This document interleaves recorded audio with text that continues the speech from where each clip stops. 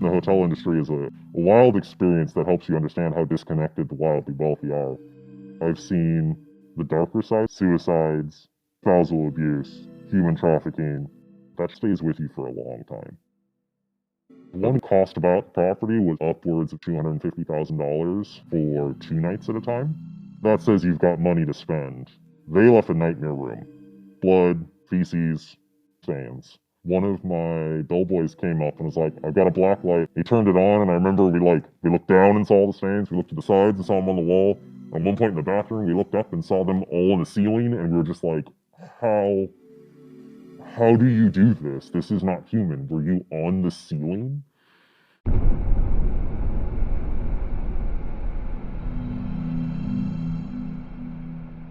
I worked as an operations manager for around 10 plus years in hotels where the average daily rate is anywhere from like $99 and then all the way up to properties where the average cost is around $1,400 per night.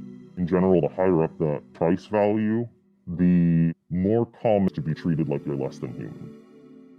The people who are coming to visit you, famous pop stars and oligarchs, they have a private plane that they get in a private vehicle with all tinted blackout windows. Sometimes they have security squads. They'll snap their fingers at them. Very large sense of entitlement where if they approach the desk, they are the only thing that exists to you in that moment. And that's what they came to expect from that level of entering a luxury hotel.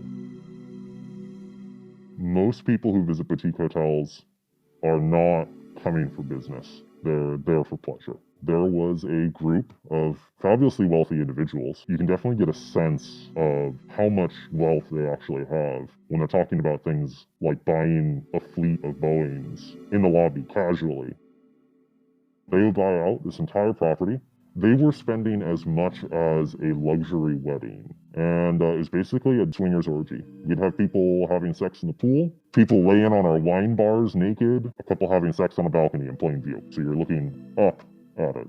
Quite an angle. And every single room would have a different theme and a safe word posted outside of the door. The one that stands out to me was there's a mermaid-themed room. It was actually kind of impressive, the details they went, so it was very like under the sea vibe. There was the Wild West room. There was the straight-up BDSM room.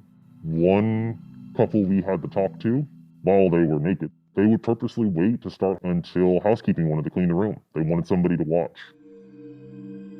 The day after they had all departed, I got a call from housekeeping saying that one of the showers was busted, and I go take a look at it, and they had hacksawed off the actual shower piece, the shower head, and attached a 4-foot-long probe hose to it, with multiple settings on the other end. And that was as disgusting as you can imagine. After all of the drama and mental scarring that we put up with for this orgy buyout group, probably between about 30 staff, I want to say we made $20 in tips.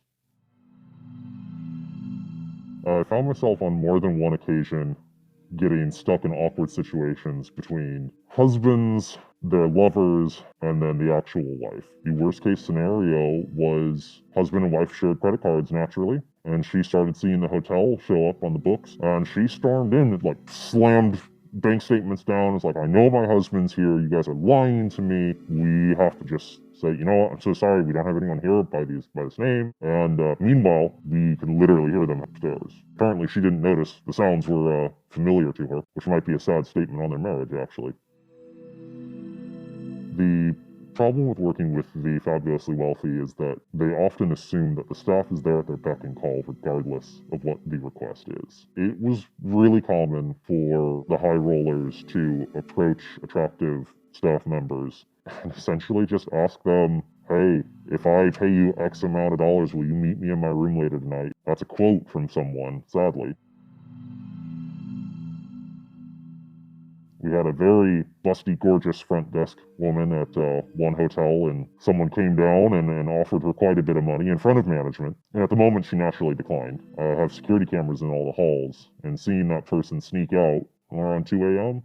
was definitely a little suspicious. The most shocking example was an incident where the wedding was around 2 p.m.-ish that day. Come nightfall, one of our event staff slept with the wife and ended up getting caught. It turned into quite a big deal with screaming and shouting and all this stuff. He hid in a bathroom in a supply closet. until the heat died down, and then he just walked into the front office and clocked out like nothing ever happened. His mom happened to be in charge of events, so she made sure. The demographics of the staffs who work at hotels are usually pretty evenly split. If you're an attractive white person who speaks English quite well, you're probably going to be reservations, front desk, something visual.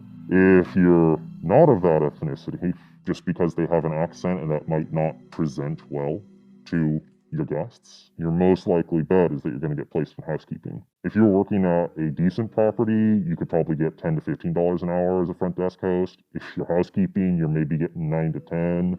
It was wildly unfair. We were actually advised to handle our housekeeping teams under the concept of divide and conquer, telling them, oh, well, so-and-so's team's much better than yours. You should really try to keep up with the Mexican team. It creates that toxic environment. This prevented the entire housekeeping team from uniting together and presenting concerns. And I saw that kind of model in multiple hotels. In retrospect, I can safely say that the hours they made me work, the wild situations you'd run into, it's a miracle that I never got in a really bad car accident commuting. It slowly burns you out in a way that you can't explain until you are out of it. You just kind of know something's wrong and you're not happy. The biggest thing that the public doesn't understand about the hotel industry is that there are wild things happening behind closed doors every single day. Fabulously wealthy individuals are wild. Everything happens closed doors at hotels.